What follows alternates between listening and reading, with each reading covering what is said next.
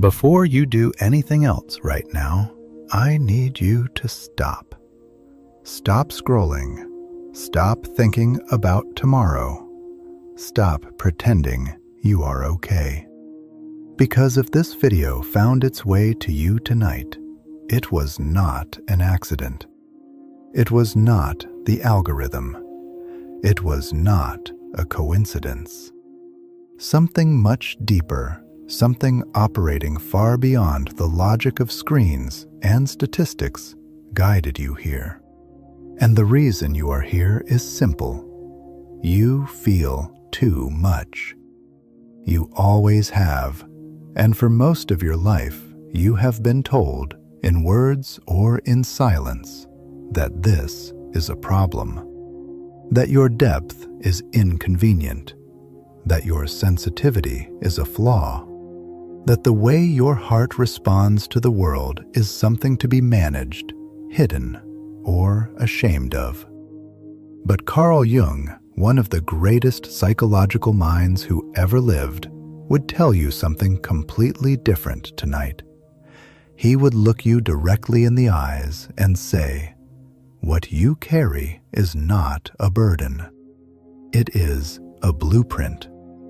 And in the next several minutes, here on Carl Jung Philosophy, I am going to walk you through why everything you have been told about your sensitivity is wrong.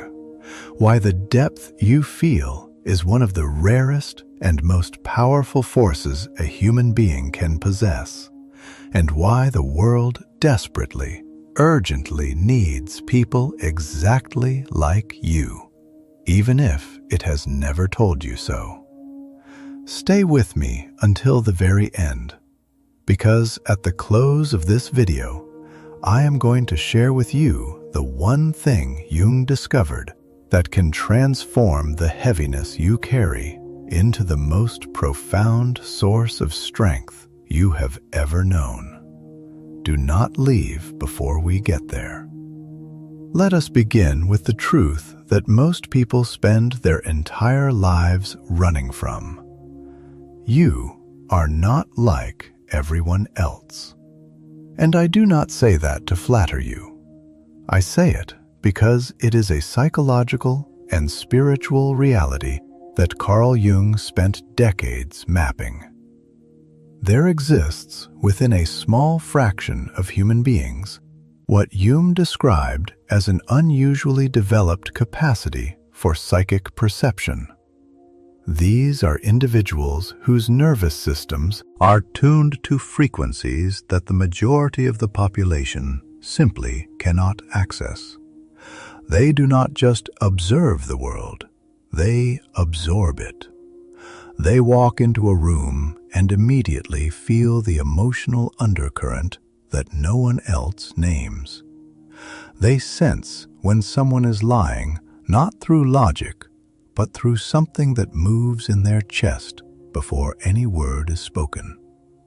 They cry at music, at sunsets, at strangers' kindness, at the memory of a moment they can barely describe. They feel grief for people they have never met.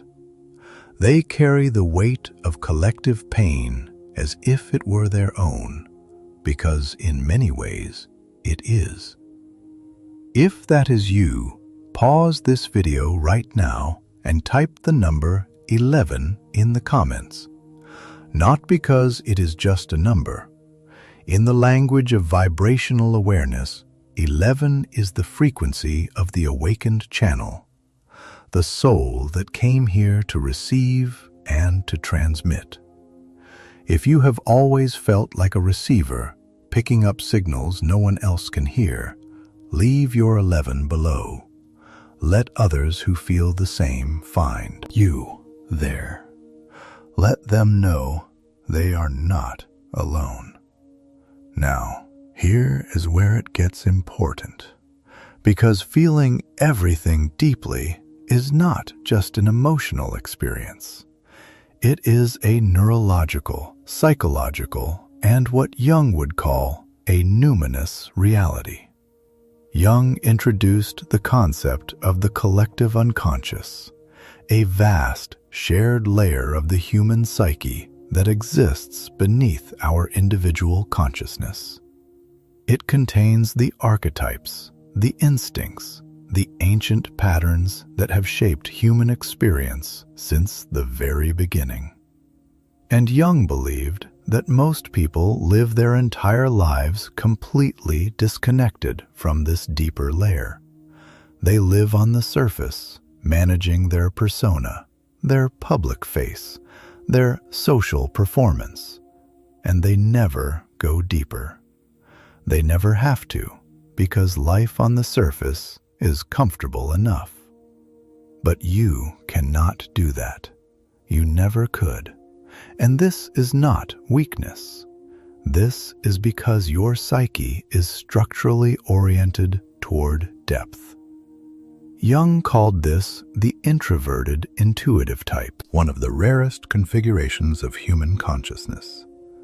People with this orientation do not process the world through facts and data.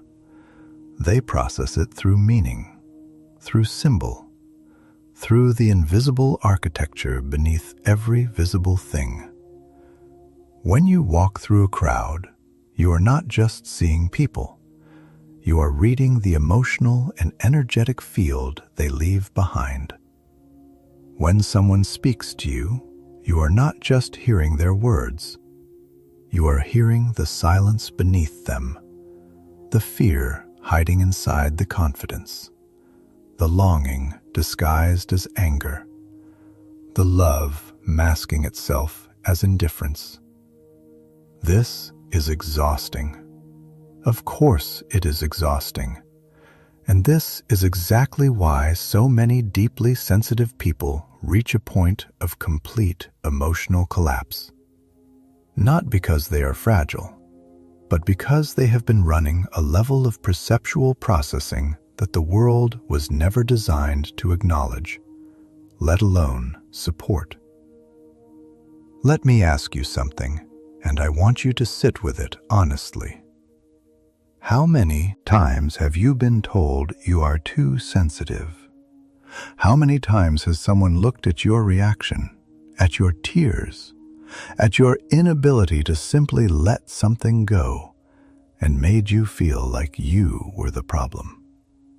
How many times have you apologized for caring too deeply, for feeling too intensely, for being the person who could not just move on the way everyone else seemed to? How many times have you looked at people who appear unbothered and wished desperately that you could be like them? That wish, that longing to feel less, is one of the most heartbreaking things a deeply sensitive person can experience. Because it means you have learned to see your greatest gift as your greatest wound. And Jung spent his entire career trying to help people undo exactly that kind of psychological damage. Here is what he found.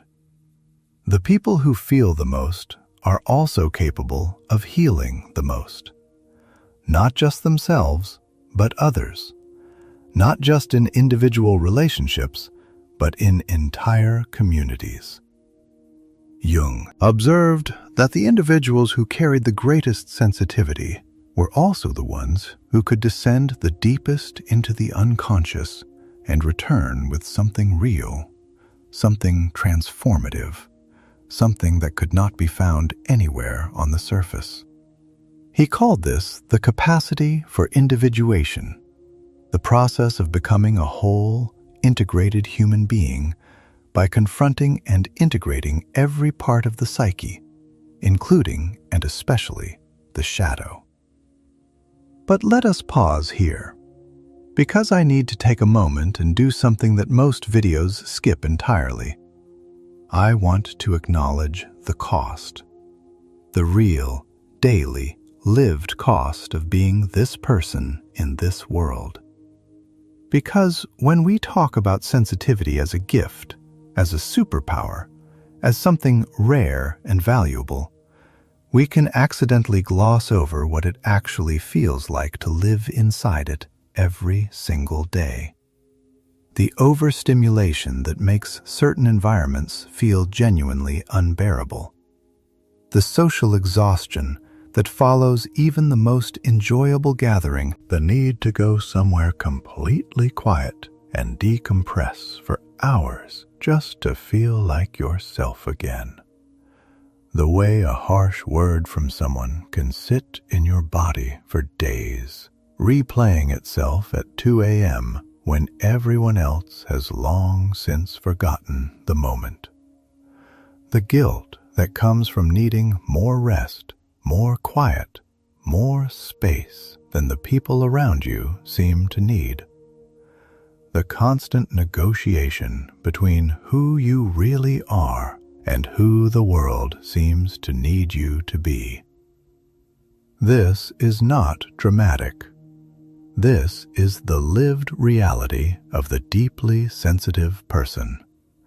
And if anyone in your life has ever made you feel like this reality is an exaggeration, like you are performing your sensitivity for attention, like you should simply try harder to be less affected, I need you to hear this clearly. They were wrong. Not maliciously, perhaps, but wrong. Because they were measuring your experience against their own perceptual bandwidth.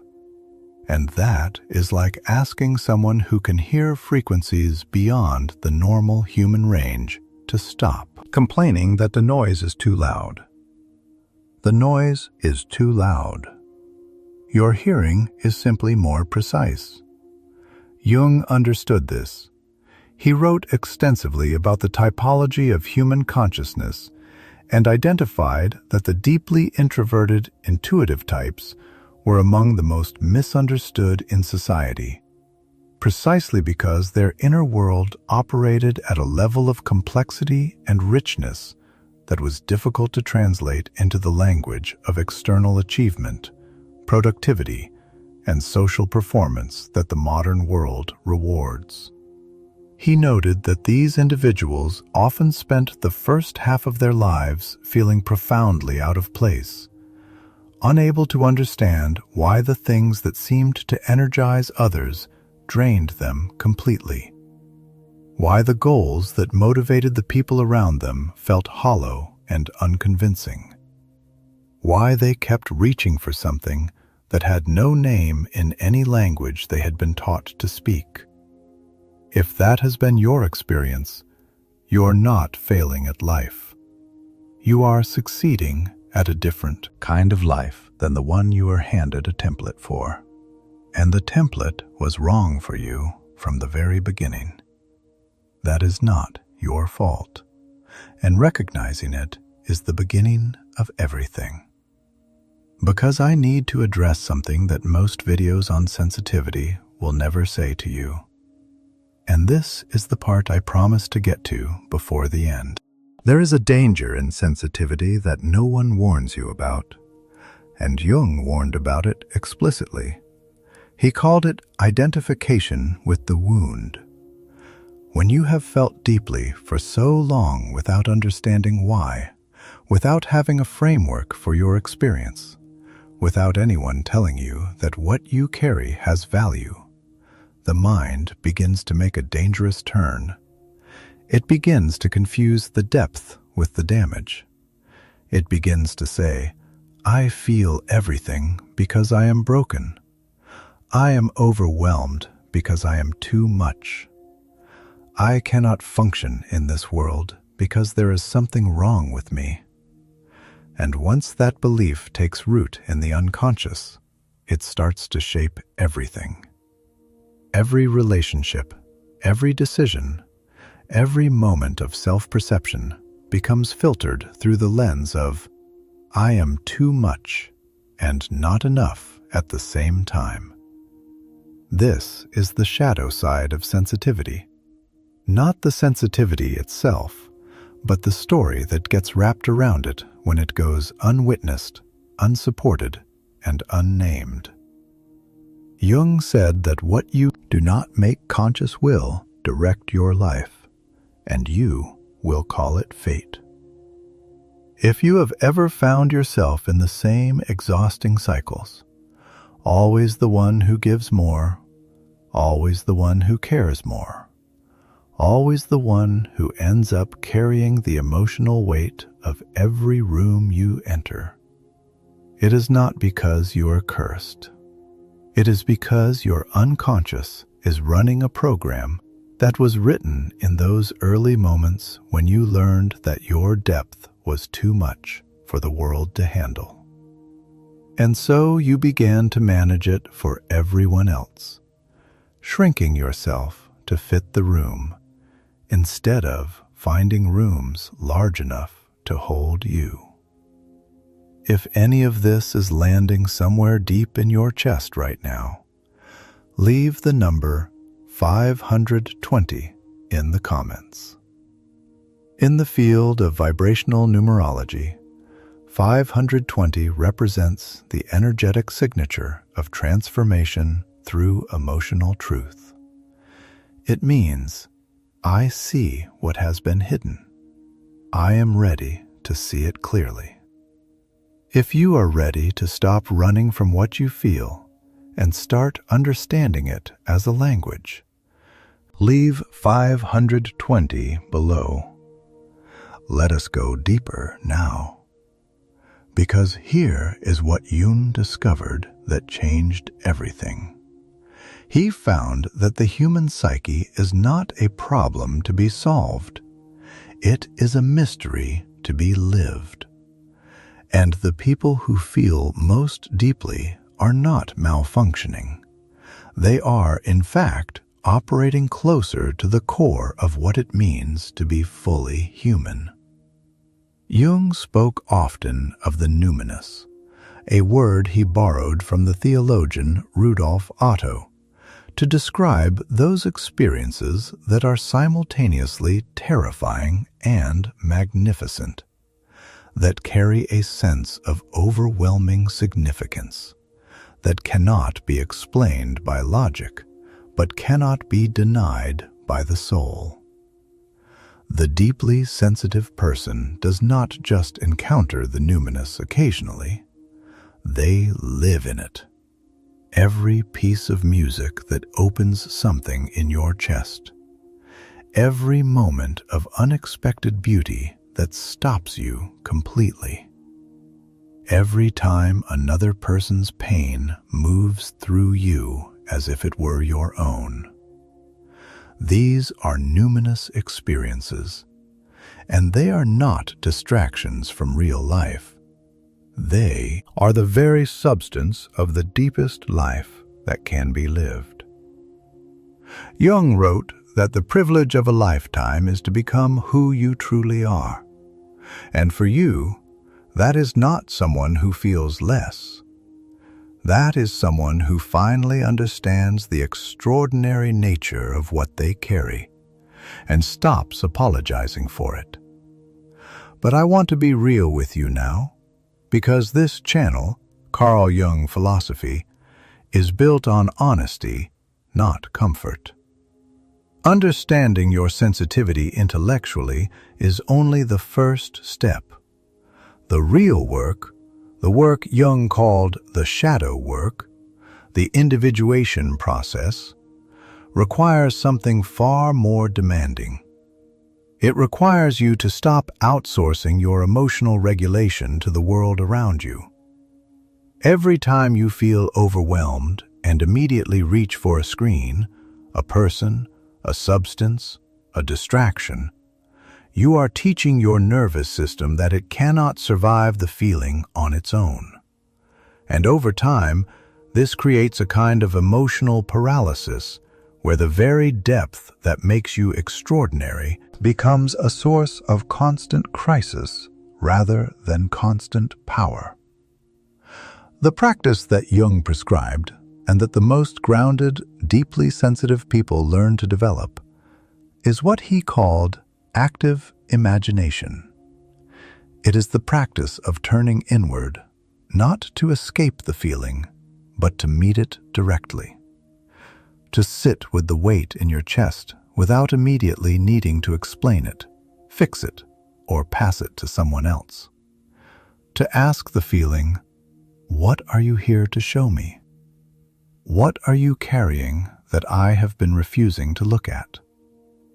What truth lives inside this intensity that I keep running from? This is not easy. In fact, for a person who feels everything deeply, learning to sit inside the feeling without drowning in it is one of the most difficult and most necessary things they will ever do. But Jung was absolutely clear. The path through is the only path forward. There is no route to wholeness that bypasses the depth.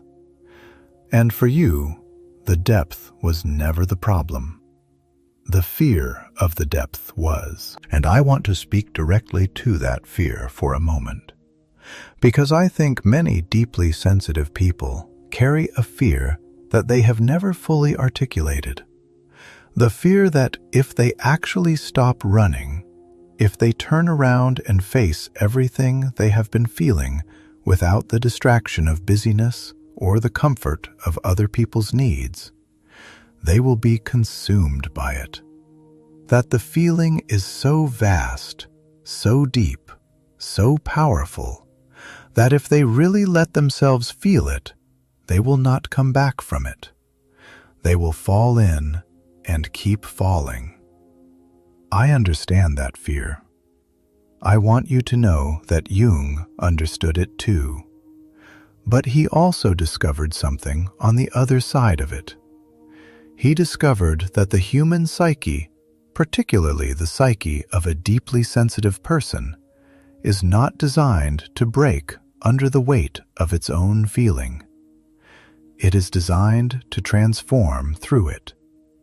Every time a deeply sensitive person has allowed themselves to fully meet what they are carrying, without running, without minimizing, without redirecting it into another person's crisis, they have found not destruction, but expansion, a widening of the self, a deepening of the capacity to be present with life as it actually is, not as we need it to be.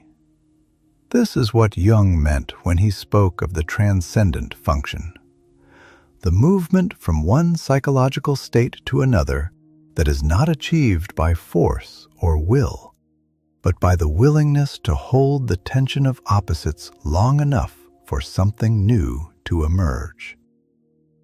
For you, that tension is often between the feeling and the fear of the feeling, between the depth of your perception and the world's demand that you translate it into something manageable, something palatable, something that does not make everyone around you uncomfortable. When you stop resolving that tension too quickly, when you learn to stay in it just a little longer each time, something begins to change. The feeling stops being a threat. It becomes a teacher.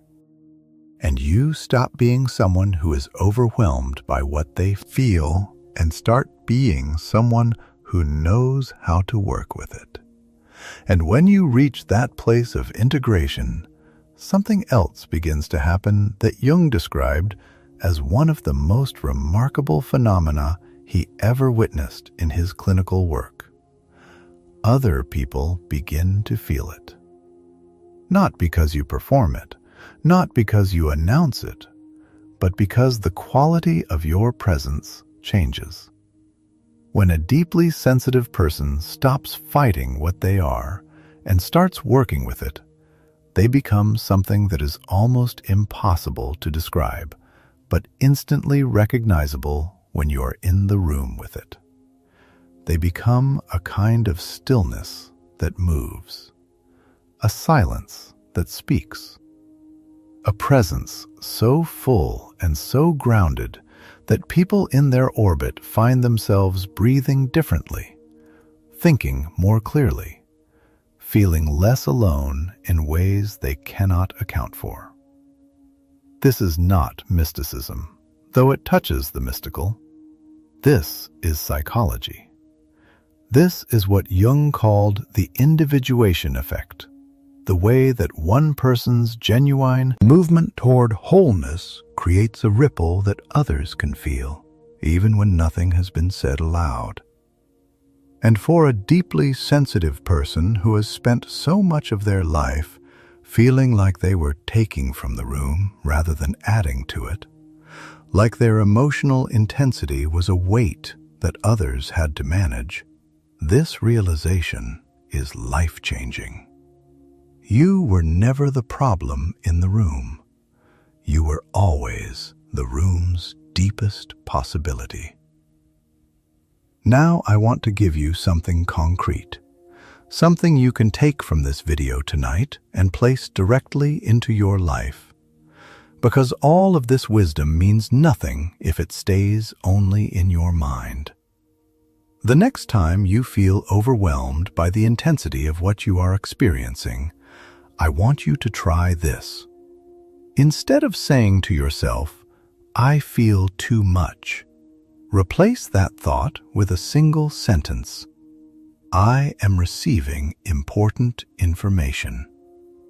Because that is exactly what is happening.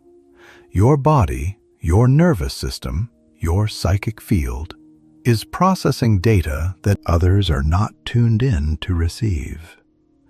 The overwhelm you feel is not a malfunction.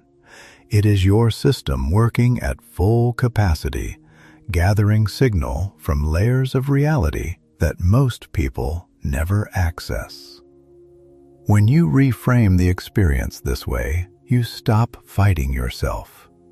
And when you stop fighting yourself, the energy you're spending on that internal war becomes available for something else. For creativity, for insight, for the extraordinary depth of connection that deeply sensitive people are uniquely capable of creating. And here is something I want you to hear very clearly. The relationships you are capable of having, the love you are capable of offering, the presence you bring into a room when you are fully yourself and not apologizing for your depth. These things are rare. They are uncommon. Most people move through their entire lives never experiencing that quality of connection, never being truly seen, truly heard, truly felt by another human being. When a deeply sensitive person shows up fully, without apology, without shrinking, the world changes for everyone in the room. Jung called this the transcendent function. When two people make genuine contact at the level of the soul, something new is created that could not have existed from either person alone. You were built for this kind of contact, not for the surface, not for small talk and performance, for the real thing, for the kind of connection that leaves people feeling more like themselves after they have spent time with you. If you want to commit to that version of yourself tonight, to the version who no longer apologizes for the depth, who no longer manages themselves small for the comfort of others, type the number 777 in the comments right now. In the quantum field, 777 represents the alignment of mind, soul, and purpose. It is the number of someone who has stopped hiding and started arriving. If you are ready to arrive fully as the person you actually are, leave your 777 below and watch what begins to shift in your life in the days that follow. Let me tell you about something Jung wrote late in his life, in a letter to a friend who had written to him describing exactly what we have been talking about tonight. The feeling of carrying more than the world seems capable of holding. the exhaustion of perceiving so deeply, the loneliness of being sensitive in a world that moves too fast and feels too little. Jung wrote back with something that has stayed with me ever since I first encountered it. He said, essentially, that the most dangerous thing for a sensitive person is not the world's inability to understand them. It is the moment the sensitive person begins to agree with the world's assessment of themselves. Read that again slowly. The most dangerous moment is not when the world tells you that you are too much. It is the moment you decide they are right. Because once you agree, once you internalize the verdict that your depth is a dysfunction, you stop doing the one thing that your soul came here to do. You stop feeling forward into the truth. You stop going to the places inside yourself where the real answers live. You stop being the kind of person who can look at another human being and actually see them, not the performance, not the persona, but the real and frightened and beautiful person underneath.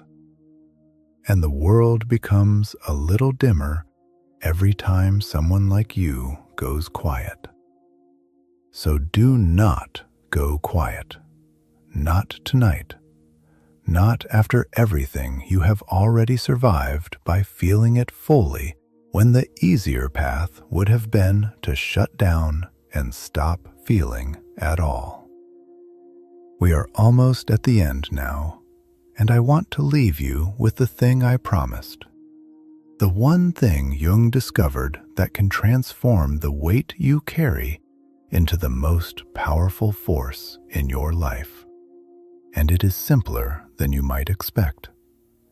It is this: the wound that made you feel too much is the same wound that makes you capable of understanding things that cannot be taught in any school, read in any book, or explained in any language that does not move through the body.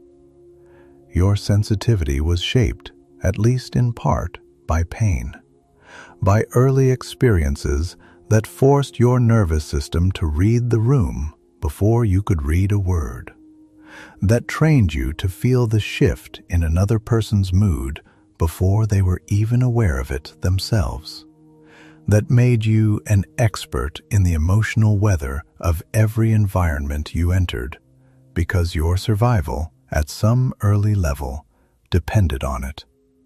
Jung called this the wound that opens into gift. The place in you where you were most vulnerable is also the place where your greatest power lives. This is not a poetic idea. It is a psychological reality. And the path from wound to gift is not a path of forgetting, of moving on, of becoming less sensitive. It is a path of integration, of learning to carry what you feel with enough consciousness that it becomes wisdom rather than weight, of understanding that you are not too much for this world. You are, perhaps, exactly what this world has been waiting for. Before you close this video, I want you to do one final thing. Look at the people in your life, the ones who always seem to find you when they are in pain, who call you at midnight, not because there is no one else, but because there is no one else like you, who sit across from you and suddenly find themselves saying things they have never said out loud before. Those people are not drawn to you in spite of your sensitivity. They are drawn to you because of it. You are the kind of person who makes truth feel safe, who makes the real, messy, overwhelming human experience feel less isolating, who holds space in a world that is desperately short on people willing to actually show up inside the darkness with someone, instead of just directing them toward the light from a comfortable distance. That is not a small thing. That is one of the most important things a human being can be. So tonight, as you carry all of this with you, let me ask you to leave one more number in the comments. Leave the number 333.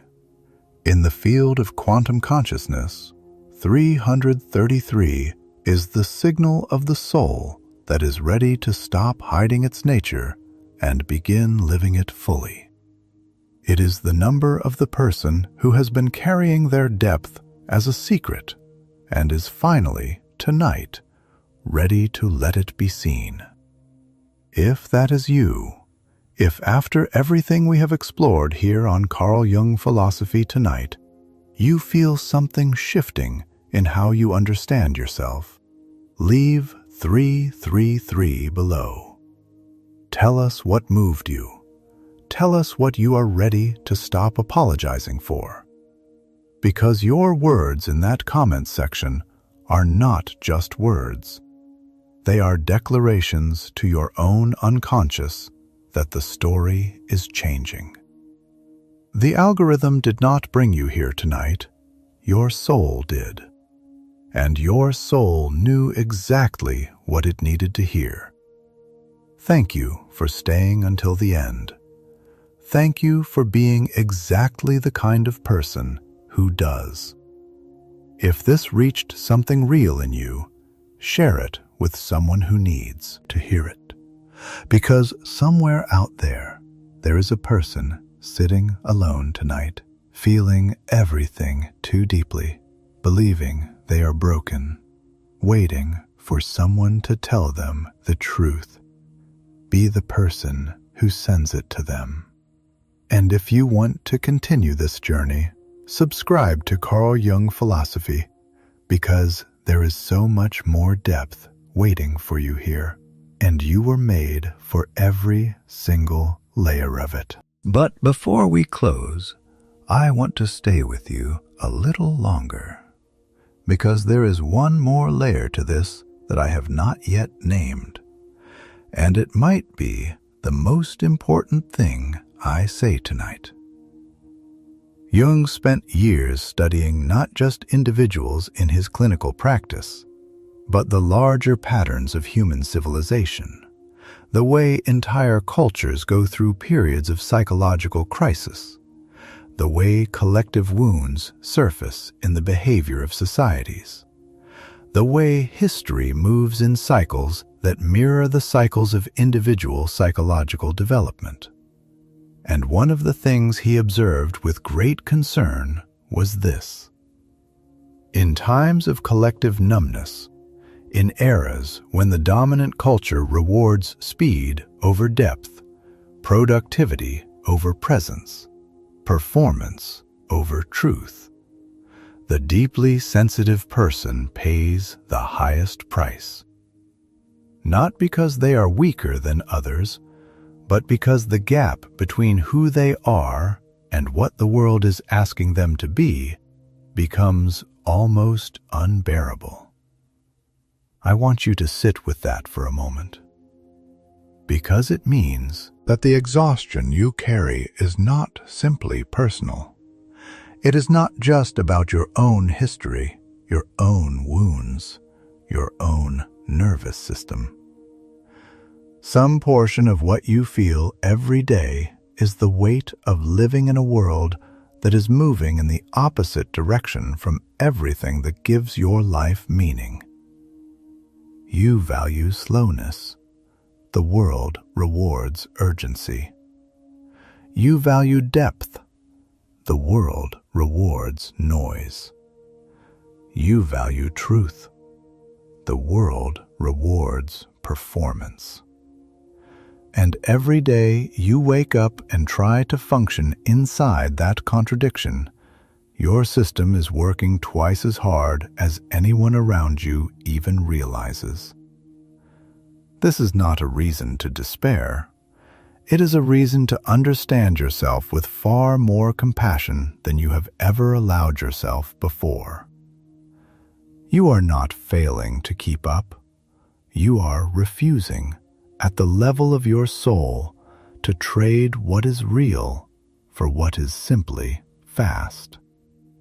And that refusal, even when it feels like a limitation, is in fact a form of profound psychological integrity.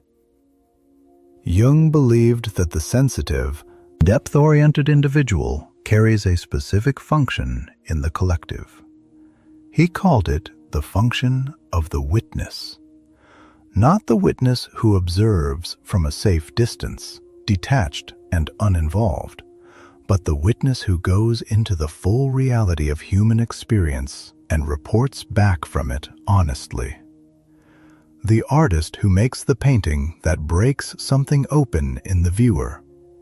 The friend who says the thing that no one else was brave enough to say. The stranger who cries at a funeral for someone they never met because the grief in the room was too real to leave untouched. These are acts of witnessing, and they matter in ways that cannot be measured by any metric our current culture values. Every time you let yourself fully feel something, every time you refuse to numb out, every time you stay present with discomfort that others around you are busy outrunning, you are performing this function. You are keeping something alive in the human field that would otherwise go dark. Jung called this carrying the torch for the unconscious. And it is not a comfortable role, but it is a necessary one. And it belongs to you, not because someone assigned it, but because your nature chose it long before your mind had words for any of this. Now I want to speak to something that may be even harder to hear than everything else we have covered tonight. Because there is one specific way that deeply sensitive people tend to betray themselves, and it is so common, so normalized, that most people do not even recognize it as a betrayal. It is the habit of making yourself responsible for the emotional comfort of everyone around you at the cost of your own inner truth. You know this pattern. Someone is upset in the room, and before you have even processed your own response, you are already rearranging yourself to soothe them. Someone seems disappointed, and you immediately begin revising your behavior to prevent their disappointment from deepening. Someone misunderstands you, and instead of calmly clarifying, you spiral into self-doubt, wondering if perhaps you really are as difficult or confusing as their reaction suggests. This is not kindness. This is what Jung called the loss of self to the collective. It is the shadow side of empathy, the place where your capacity to feel what others feel becomes hijacked by the unconscious belief that their feelings are your responsibility to fix. And here is what makes it so insidious. It feels like love. It feels like care. It feels like the right thing to do. Because you were almost certainly rewarded for this behavior at some point in your life. Someone needed you to manage their feelings, and when you did, they were calmer, more comfortable, more approving of you. And your developing mind made a connection that has been running beneath your awareness ever since. Your safety depends on other people's emotional stability. Your worth is determined by your ability to prevent others from feeling difficult things. If this is ringing true for you right now, take a slow breath and type the number 144 in the comments. In the architecture of sacred geometry, 144 represents the structure of complete self-awareness. It is the number of the person who is ready to see the invisible contract they have been running and consciously choose to rewrite it. Leave your 144 below if this is the pattern you are ready to step out of. Because the rewriting of that contract is not about becoming less caring. It is not about hardening yourself or closing down your sensitivity. It is about learning, perhaps for the first time, the difference between empathy and merger. Empathy says, I can feel what you are feeling and remain myself. Merger says, I must fix what you are feeling or I will lose myself. Jung described this distinction as the difference between a permeable boundary and no boundary at all. And for the deeply sensitive person, learning to be permeable without being boundaryless is one of the central psychological tasks of their entire life. It is the work of learning to stand in the middle of someone else's storm and feel it fully without being swept away by it. Of learning to love deeply without disappearing into the one you love. Of learning to be moved by the world without being controlled by it. This is not something that happens overnight. It is the work of months and years and sometimes decades. But every step toward it is a step toward the version of yourself that your sensitivity was always pointing you toward. The version that is fully present, fully feeling, and fully free. And I want to close this particular chapter tonight with one final image. Imagine a deep ocean. On the surface, there are waves, sometimes gentle, sometimes violent, responding to every wind, every storm, every shift in atmospheric pressure. And most people, most of the time, live at the level of the waves. They move with the weather of the world, up and down, forward and back, their entire experience shaped by whatever is happening at the surface in any given moment. But beneath the waves, beneath even the turbulent middle layers where the currents run strong, there is the deep ocean floor. And down there, it does not matter what is happening at the surface. The storms above are real. The waves are real. But they cannot reach the floor. There is a stillness there that is not the absence of life, but the foundation of all life above it. A quiet that holds everything. This is where Jung believed the self, the true, integrated, individuated self, ultimately comes to rest. Not above the feeling, not beyond it, not protected from it, but rooted so deeply beneath it that the waves cannot dislodge you from who you are. You still feel every wave. You always will. That is your nature, and it is extraordinary. But you are no longer only the wave. You are also the floor, the depth itself. The unshakable foundation from which everything else rises and to which everything eventually returns. That is who you are becoming. That is who you may already be, if only you would stop measuring yourself by the height of the waves and start recognizing the depth of the ocean that holds them.